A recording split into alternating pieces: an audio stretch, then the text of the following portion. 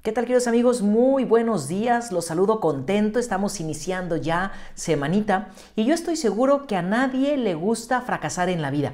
Cuando esto sucede nos preguntamos qué fue lo que falló o qué fue lo que faltó para poder tener éxito. Buscamos siempre explicaciones a lo que nos sucede, explicaciones de los acontecimientos que pasaron y tratamos de enmendar todo para que la próxima vez las cosas no salgan igual. Bueno, hermanos, pues cuando se trata de la vida espiritual sucede exactamente lo mismo. Hoy Jesús nos explica que muchos de nuestros fallos provienen de que nos hace falta poner la fe y la confianza en Él. En el Evangelio de hoy, que está tomado de Marcos 9, del 14 al 29, se nos invita a fortalecer nuestra fe, ya que en ocasiones esta también se encuentra tambaleante, debilitada y no nos permite experimentar los milagros del Señor.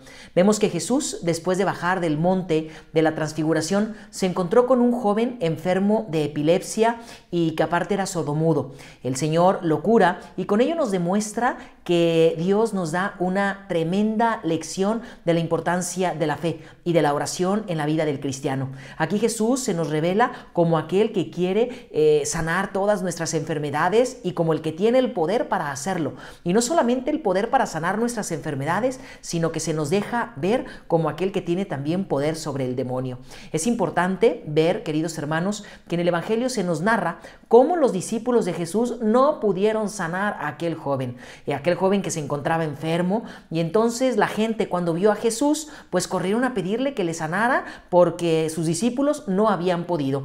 Jesús lo que hace es primero reprocharle su falta de fe, afirmando: todo es posible para aquel que tiene fe. Como es un evangelio bastante larguito, te quise relatar lo más importante y de lo que quiero yo tomar para basar mi reflexión. Yo quisiera compartirte dos puntos para meditar. Primero, es importante tener fe y es importante la oración en nuestra vida. Eso es el primer punto de reflexión. Vemos que el padre de este joven que estaba enfermo, pues estaba preocupado por la salud de su hijo, y entonces el padre cree en el poder de Jesús, pero hay que reconocer que humildemente este padre reconoce delante de Jesús su falta de fe y por ello le pide encarecidamente al Señor que le ayude. Esto nos lleva a reflexionar, hermanos, en la necesidad de la fe y de la oración. La fe y la oración, siempre deben ir unidas. La oración viva es una expresión de una fe madura que dialoga con Dios, pero también hay que tener en cuenta, hermanos, que sin fe la oración pierde su sentido. ¿Por qué? Porque en lugar de ser un diálogo con Dios, se va a convertir en un monólogo estéril, que no va a dar fruto, que no va a rendir ni va a hacer que las cosas sucedan en nuestra vida. La oración unida a la fe debe ser una hermosa experiencia de ese encuentro con Dios.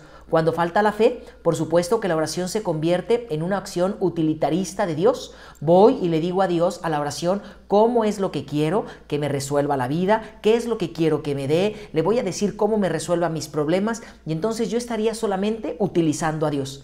Quisiera terminar este primer punto citando a Basilio Caballero, que dice algo muy interesante y lo voy a leer textual. Dice así: la mejor base para una buena oración es una fe madura, que no entiende la oración como búsqueda egoísta de los favores de Dios, ni menos todavía intenta comprarlos con espíritu mercantil a base de buenas obras e incluso de prácticas religiosas. Es cuando a veces le decimos al Señor: mira, Señor, si tú me haces esto, si tú me cumples esto, si tú me ayudas en esto, entonces voy a hacer una manda. No, ¿por qué primero no lo haces? ¿Por qué primero no le ofreces tu conversión y después le pides al Señor las cosas? Ahí estamos viendo que usamos la oración como un trueque comercial para ver qué podemos obtener de Dios. Y segundo punto de reflexión, hay que recordar que no luchamos solos contra el mal.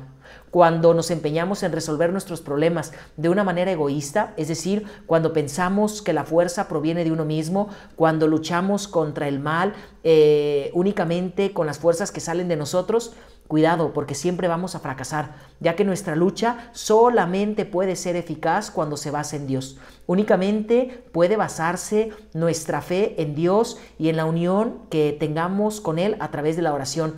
Y aquí está la raíz de muchos de nuestros fracasos, de muchos de las situaciones o de las veces que no hemos llegado a tener éxito, porque no le permitimos a Dios actuar en nuestra vida. A veces sí vamos a visitarlo, a veces sí rezamos, a veces sí le hablamos, pero en realidad, hermanos, lo hacemos como un gesto externo, como mero ritualismo. No le permitimos que Él tome el control de nuestra vida. Nos olvidamos apoyarnos totalmente en Él y eso nos hace fracasar.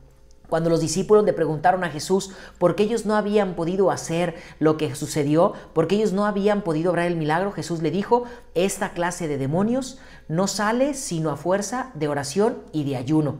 Hay que sumergirnos, hermanos, en la gracia de Dios. Hay que donarle el control de nuestra vida, porque solamente así es como Él podrá actuar en nosotros.